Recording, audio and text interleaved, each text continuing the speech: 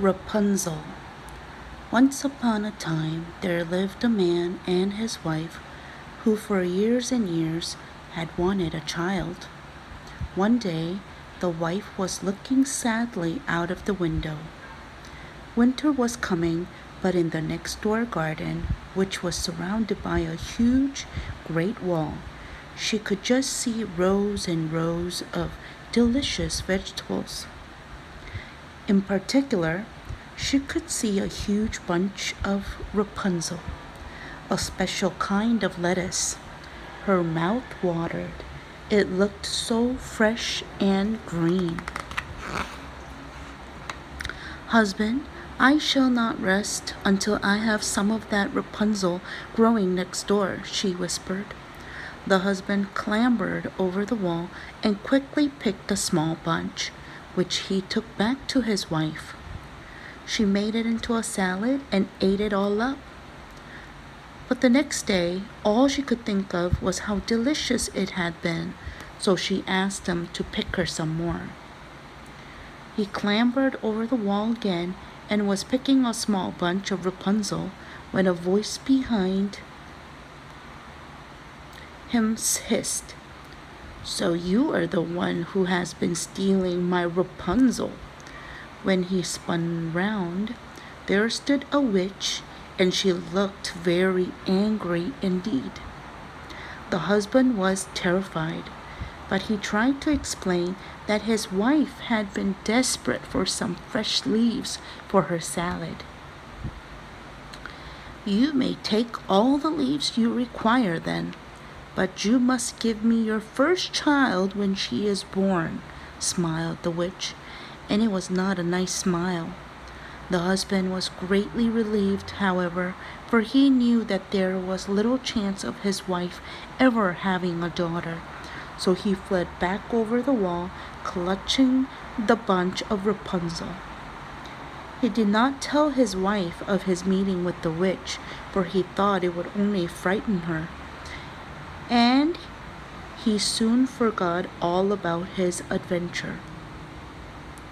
But it all came back to him when 9 months later his wife gave birth to a beautiful baby girl.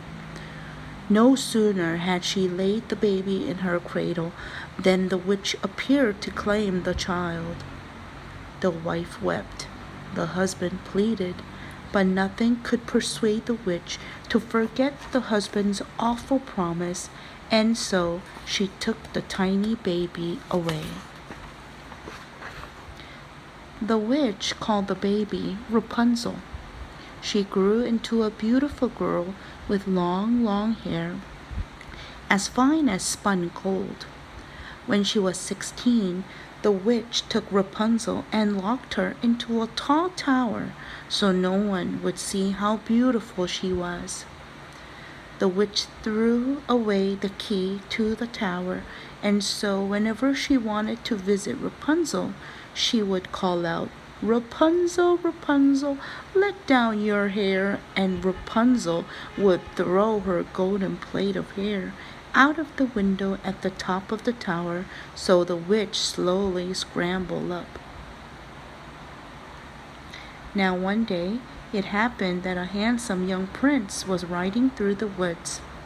He heard the witch call out to Rapunzel, and he watched her climb up to the tower. After the witch had gone, the prince came to the bottom of the tower, and he called up, "Rapunzel, Rapunzel, let down your hair." And he climbed quickly up the shining golden plate. You can imagine Rapunzel's astonishment when she saw the handsome prince standing in front of her, but she was soon laughing at his stories. When he left, he promised to come again the next day, and he did. And the next, and the next, and soon they had fallen in love with each other.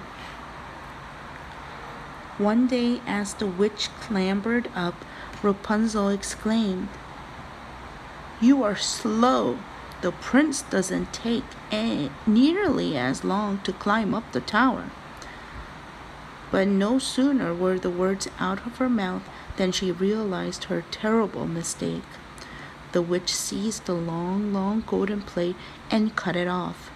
She drove Rapunzel far, far away from the tower and then sat down to await the prince. When the witch heard him calling, she threw the golden plate out of the window.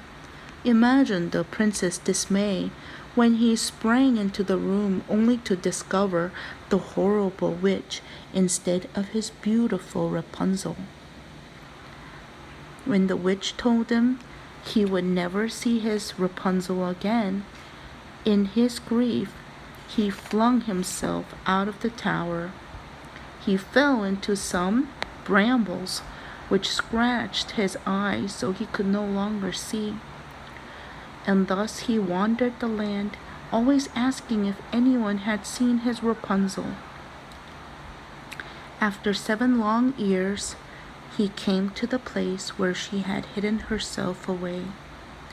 As he stumbled down the road, Rapunzel recognized him, and with a great cry of joy, she ran up to him and took him gently by the hand to her little cottage in the woods. As she washed his face, 2 of her tears fell on the prince's eyes, and his sight came back. And so they went back to his palace and lived happily ever after. The witch, you will be pleased to hear, had not been able to get down from the tower, so she did not live happily ever after. Teeny Tiny. Once upon a time, there lived a teeny tiny old woman. She lived in a teeny tiny house in a teeny tiny street with a teeny tiny cat. One day, the teeny tiny woman decided to go out for a teeny tiny walk. She put on her teeny tiny boots and her teeny tiny bonnet, and off she set. When she had walked a teeny tiny way down the teeny tiny street, she went through a teeny tiny gate into a teeny tiny graveyard, which was a teeny tiny shortcut to the teeny tiny meadow. Well, she had only taken a few teeny tiny steps when she saw a teeny tiny bone lying on top of a teeny tiny grave. She thought that would do very well to make some teeny tiny soup for supper. So she put the teeny tiny bone in her teeny tiny pocket and went home at once to her teeny tiny house. Now the teeny tiny woman was tired when she reached her teeny tiny house, so she did not make the teeny tiny soup immediately, but put the teeny tiny bone into her teeny tiny cupboard. Then she sat in her teeny tiny chair and put her teeny tiny feet up and had a teeny tiny sleep. But she had only been asleep a teeny tiny time when she woke up at the sound of a teeny tiny voice coming from her teeny tiny cupboard. The teeny tiny voice said, "Where is my teeny tiny bone?" Well, the teeny tiny woman was a teeny tiny bit frightened, so she wrapped her teeny tiny shawl around her teeny tiny head and went to sleep again. She had only been asleep a teeny tiny time when the teeny tiny voice came from the teeny tiny cupboard again. A teeny tiny bit louder this time. "Where is my teeny tiny bone?" The teeny tiny woman was a teeny tiny bit more frightened than the last time, so she hid under the teeny tiny cushions. But she could not go back to sleep, not even a teeny tiny bit. Then the teeny tiny voice came again, and this time it was even a teeny tiny bit louder. "Where is my teeny tiny bone?"